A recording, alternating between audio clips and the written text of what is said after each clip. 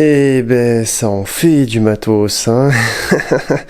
J'en aurais cumulé cette année, hein. Du coup, dans cette vidéo, je vais vous parler un petit peu de tout ce qu'il y a sur la table, pourquoi j'ai ci, pourquoi j'ai ça, qu'est-ce que je préfère, pourquoi on utilise un tel drone et pas un tel drone et pas celui-là, et puis pourquoi j'ai ça et puis pourquoi j'ai ça. Voilà, on va parler de tout ça dans cette vidéo, j'espère que ça vous plaira. Et puis ben c'est parti, hein, on enchaîne. Alors évidemment, il y a beaucoup de choses à vous montrer dans cette vidéo, et pour ceux qui sont intéressés par l'ensemble du matériel, ben, je vous invite à la regarder en complet. Et pour ceux qui ont envie de regarder juste des spécificités, je vous ai mis un timecode dans la description avec d'ailleurs tous les détails de tout mon matériel. Évidemment, je vais pas rentrer dans toutes les spécificités techniques de Drone Racer, hein, parce que si je vous parle d'une pièce par une pièce, ça va faire une vidéo quand même très longue. Donc pour ceux qui sont intéressés par ce genre de détails, regardez vraiment attentivement la description. Donc dans un premier temps, on va parler du Mavic 2 Pro, pour ensuite parler de la caméra standard avec laquelle je filme tout le temps au sol et de ses accessoires. On va passer par les drones sous-marins, et puis ensuite on va longuement parler du Drone Racer et de tout le matériel qui l'entoure. Et pour finir, on va parler du stockage et de mes sacs de transport.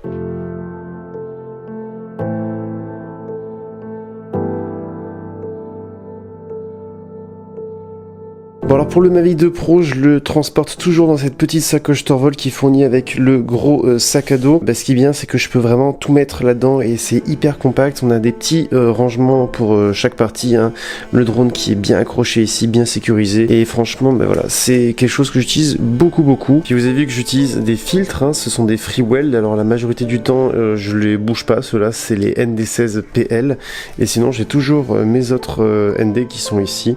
Mais honnêtement, vraiment, ceux que j'utilise le plus sont les ND16 PL et c'est vraiment ce que je vous recommande, c'est ce qu'il y a de plus, on va dire, polyvalent pour la majorité de vos vols. Alors pour ceux qui se demandaient, oui, j'ai toujours le Hanafi, mais honnêtement, il a beaucoup pris la poussière, hein, vous le voyez sur la radiocommande, que je n'ai pas utilisé depuis vraiment longtemps. Pourquoi j'utilise plus? Parce que maintenant je fais beaucoup de montage beaucoup plus professionnel, donc je n'utilise quasiment plus que le Mavic Pro et tous les drones racer. Alors évidemment, je vais le garder parce que pour plus tard, il va être utile dans le futur, dans ma vie professionnelle.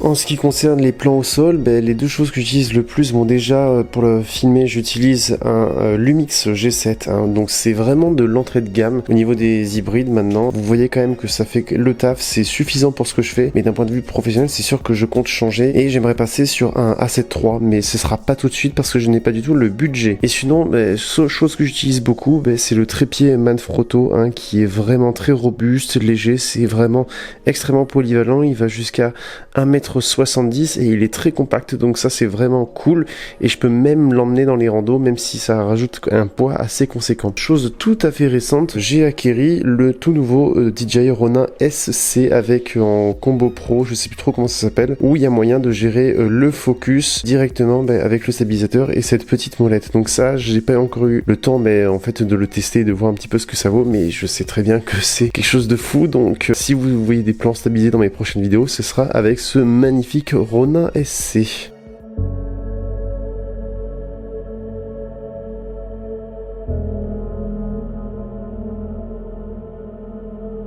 Alors chose nouvelle, hein, sur la chaîne, hein, qui est apparue cette année, ce sont les drones sous-marins. Et vous voyez que j'en ai quand même déjà deux. Et franchement, c'est quand même une découverte assez extraordinaire, je trouve. Je suis vraiment heureux d'avoir eu la chance de vous partager quand même toutes ces vidéos. Donc là, ici, nous avons le Gladius Mini. Hein, c'est l'un des meilleurs rapports qualité-prix, hein, clairement. On peut faire quand même beaucoup de choses. Hein, vous avez qu'à voir mes vidéos sur le sujet. Vous les aurez dans la description de vidéo. Et bon, alors lui, celui-là, il est quand même à 1500 € si je dis pas de bêtises. Peut-être que vous le trouverez moins cher maintenant. Mais voilà, c'est de la bombe. J'ai pu faire des trucs de fou avec, hein. Encore big up au plongeur, hein, Nicolas, de m'avoir emmené sur cette épave de fou. Puis là on a le tout petit, hein, le Chasing Dory, un minuscule, vous voyez, comparé à ma main. Franchement, ça c'est quand même beaucoup moins bien, mais c'est 3 fois moins cher. Pour débuter, franchement, c'est très sympa. C'est quand même la vidéo qui a fait le plus de vues cette année. Je fais une vidéo de mes meilleurs plans en Suisse, etc. et ça fait beaucoup moins de vues. Enfin bon, ça c'est YouTube.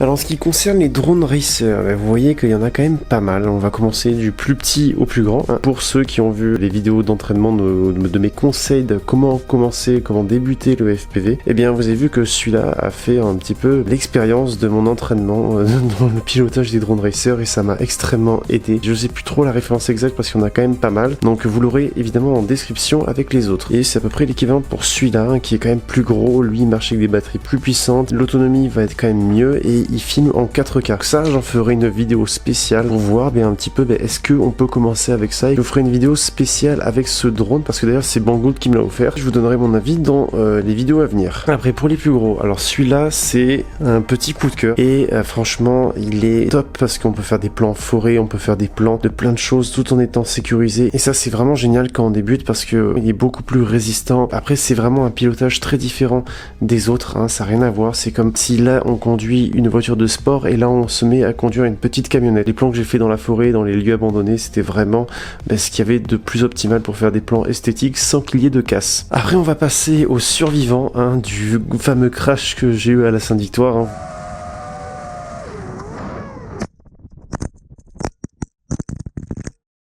Vous voyez vraiment qu'il est quasiment intact, il y a quelques petites égratignures de droite à gauche, la GoPro qui a rien du tout, et ça franchement j'en suis tellement content. Encore big up d'ailleurs à ceux qui me l'ont récupéré, vous aurez tout dans la description, quels sont les moteurs, quel est le VTX, etc. Tout est dans la description, même si c'est pas du tout la meilleure config, ça volait très bien, et je vais commencer petit à petit à évoluer. Passer au dernier membre de la famille, c'est un 6 pouces avec un châssis qui est fait par 3D Racer. D'ailleurs c'est tous ceux qui m'ont fait les impressions 3D, que ce soit celle-là, toutes les impressions qu'il y a autour de celui-là. Ils m'ont été d'une aide extrêmement précieuse et maintenant ils font leur propre châssis aussi. Et puis là l'avantage comparé à l'autre c'est que la fixation est carrément vissée dans le châssis, puis vous voyez qu'il y a des crans qui vont me permettre de pouvoir ajuster un petit peu l'angle de la caméra si je veux avoir un angle plus sportif, etc. Donc je l'ai pas encore essayé, j'ai vraiment hâte de vous le montrer, je vous dirai ce que j'en pense, surtout que c'est des énormes moteurs. Donc apparemment ça a de la patate, on a essayé, ça avait beaucoup de patates. Du coup pourquoi j'en ai acheté un deuxième, comme vous l'avez vu avec ce qui m'est arrivé avec celui-là, s'il se cassait, j'avais plus de drone. Donc là au moins j'ai un autre drone. Donc là vous avez vu qu'il y a 3 GoPro d'ailleurs. Je pensais avoir perdu celle-là dans la Sainte-Victoire. J'en avais directement racheté une autre. Vous voyez qu'elle est neuve, il y a encore les protections. Et d'ailleurs pour ceux qui adorent ça, voilà, hop, c'est fait. Et voilà, j'ai eu quand même pas mal de problèmes avec les GoPro Hero 6, beaucoup de bugs, même la Hero 7, il y avait des bugs aussi, donc voilà. Là, c'est 2 Hero 6, je ne vole qu'avec des Hero 6 parce que Real Steady est optimisé avec les Hero 6. J'espère qu'ils seront optimisés aussi pour les Hero 8, mais foutre 450 € sur un drone, ça me fait un petit peu peur. Au niveau de la réception vidéo, j'utilise les Fat Shark, les HDO. Limite ce qu'il y a de mieux, bon maintenant il y a des HDO 2, mais honnêtement, j'en ai pas besoin. Vraiment, une fois que j'ai essayé, j'ai pas pu m'en séparer. Avant, j'avais un casque EV800D et ça franchement sur la tête pour le transport etc c'est tellement plus pratique, mais en fait une fois que vous testez vous êtes contaminé. Bon ça coûte extrêmement cher, ça m'avait coûté 700 €, c'est un énorme investissement, mais bon ça au moins c'est pas dans les airs, vous risquez pas de le casser et vous pouvez clairement commencer avec ça et terminer avec ça et ne jamais changer de matériel. Ça me coûte très cher mais au moins après je rachète plus. En ce qui concerne la radiocommande, je suis sur une Taranis QX7, alors c'est la toute première que j'ai eue, je n'ai pas changé, je la trouve vraiment très bien, mis à part que j'ai mis un module évidemment Crossfire dessus pour avoir 0 perte de radio.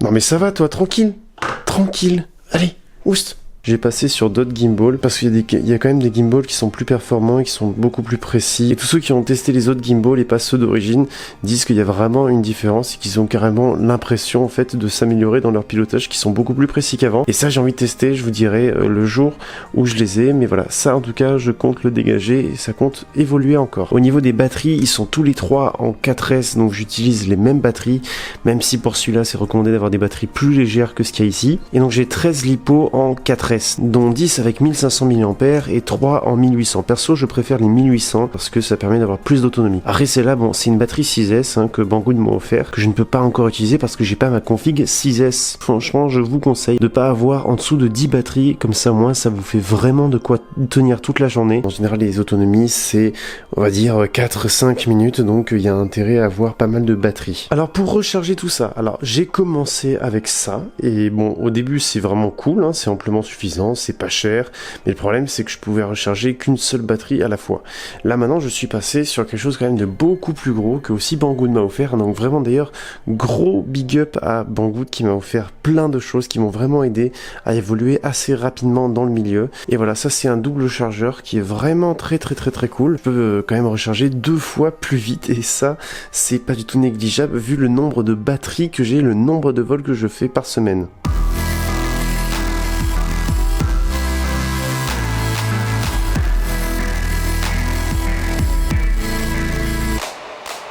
Au niveau du stockage, micro SD, j'utilise cette micro SD pour le Mavic 2 Pro, c'est une carte de 128 Go de Kingston qu'ils m'ont offert, elle est vraiment top. Et après ça je les utilise pour tout ce qui est GoPro, c'est les cartes SD floquées, la caméra embarquée. Et après tout ce qui est disque dur externe, j'utilise celui-là. C'est un disque dur autonome qui n'a pas besoin d'ordinateur pour fonctionner puisque tous les branchements se font direct ici et ça c'est vraiment cool. Lorsque je fais du drone racer, comme ça moi je fais mon vol, et je les mets directement sur celui-là et comme ça moi j'ai sauvegardé mes plans et j'ai pas toute la journée de perdu si je crache mon drone.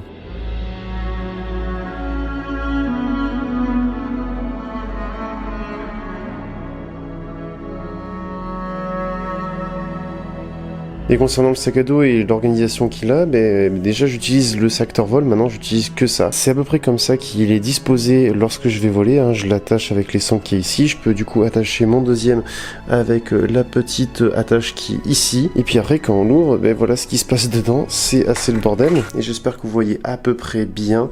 On a la radiocommande, on a le squirt qui est juste ici, les Fat Shark qui sont rentrés ici, là dedans, je mets le réflexe que je suis en train d'utiliser, et puis là on a toutes les batteries, on a les 13 batteries qui sont ici, la GoPro supplémentaire, un indicateur de recharge et puis le disque dur externe, et puis là il y a des hélices de rechange, un petit peu d'outillage et de câbles. Avec ce compartiment là je mets tout ce qui est pique-nique, etc. Ça fait à peu près 12-13 kg dans le dos, et le Mavic 2 Pro je le prends avec la sacoche. Normalement il est censé rentrer ici mais la place est prise. Et concernant les logiciels de montage, j'utilise depuis quasiment toujours sur cette chaîne, depuis toujours sur cette chaîne Adobe Premiere Pro, et récemment je me suis mis à utiliser RealCD pour stabiliser mes plans à réaliser à la GoPro qui sont sur le drone racer. Et c'est pour cette raison que j'utilise que des Hero 6 parce que pour l'instant RealCD est optimisé que pour les GoPro Hero 6. On verra à l'avenir, comme je l'ai dit tout à l'heure, si ce sera optimisé pour les Hero 8. Donc voilà, je pense qu'on a fait le tour de tout ce qui était à revoir sur mon matériel, et puis franchement s'il y avait un drone à choisir entre tous, déjà vous, lequel vous choisirez? En tout cas moi je choisirais évidemment le Mavic 2 Pro. J'ai quand même ce lien affectif avec lui, j'ai fait quand même beaucoup de choses, et même si le drone racer donne des sensations incroyables, ça reste quand même un drone qui est fait un petit peu moins professionnel, surtout au niveau de la qualité de la caméra. Encore une fois, j'espère que ça vous aura plu, n'hésitez pas à me suggérer d'autres vidéos pour cette fin d'année. J'ai hâte de tester tout ce que je viens de recevoir, tout ce que je n'ai pas encore fait voler, et en attendant je vous dis à la prochaine.